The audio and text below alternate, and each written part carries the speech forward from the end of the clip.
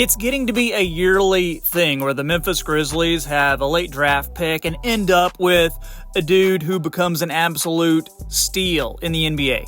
So 2 years ago, they drafted Vince Williams Jr. with the 47th pick. Now, he is one of the best defenders in the league. He got signed to a bargain contract, and in a redraft, he is a guy who would easily be a lottery pick. Then last year, they drafted G.G. Jackson, Gilgamesh Georgina Jackson himself. They picked him at number 45 in the draft. G.G. just made the all-rookie second team and is the youngest player in the NBA. This guy, something about him gives me Paul George vibes. He has legit all-star potential. And then with the 2024 NBA draft just around the corner, there is no way the Grizzlies are not doing this again and shocking the NBA. Welcome everybody, my name is Troy and this is the Half Court Report. Be sure you click that thumbs up button and subscribe for some of the best NBA content that you're going to find on YouTube. So the Grizzlies have picks number 9, number 39, and number 57 in the draft. So in today's video, I'm going to offer up some names on who the Grizz should get with that 39th pick. First off, Ryan Dunn. He's a 6'7", 214-pound big from Virginia. Something about these University of Virginia guys, they always do well in the NBA. But Ryan Dunn, one of the best defenders in the class. He's a player who can lock down multiple positions. He's a guy who, for the year, averaged 1.3 steals and 2.3 blocks per game. He's got great size, he's bouncy, he's strong, he's got an NBA body. Offensively is where he's going to give you problems, though. Not a good shooter at all from the three-point line, 20%, and then 53% from the free throw line. You're drafting him to be a defensive menace and hope that he eventually gets some semblance of an offensive game. He's worth a shot. Same with Justin Edwards, 6'7", 209 wing from Kentucky. He was the number 3 player coming into college basketball this past season, but he did not have the most, shall we say, impactful season with the Kentucky Wildcats. You can see his stats right there, but he has all the tools, as they say, to be a pretty solid player at the NBA level. He's got length.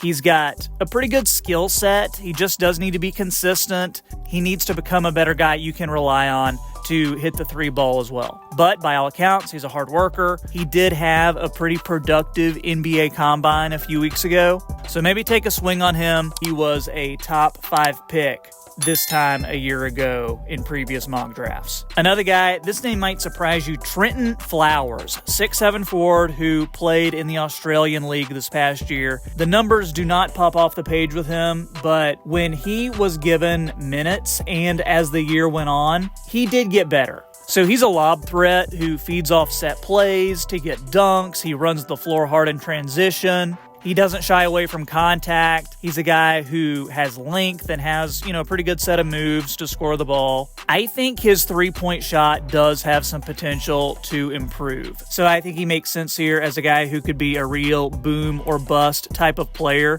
If anything, I would give him the minutes you would ordinarily give to Zaire Williams. I feel like he could be just as productive. Another guy I want to talk about, Jalen Bridges, 6'7" wing, about 215 pounds. He played most recently for Baylor, but he is that quintessential role player who enhances everything that his teammates do. Just a really good connective piece. He can shoot, he can create a little bit, he can move without the ball, he gets open to shoot threes, so a pretty smart basketball player.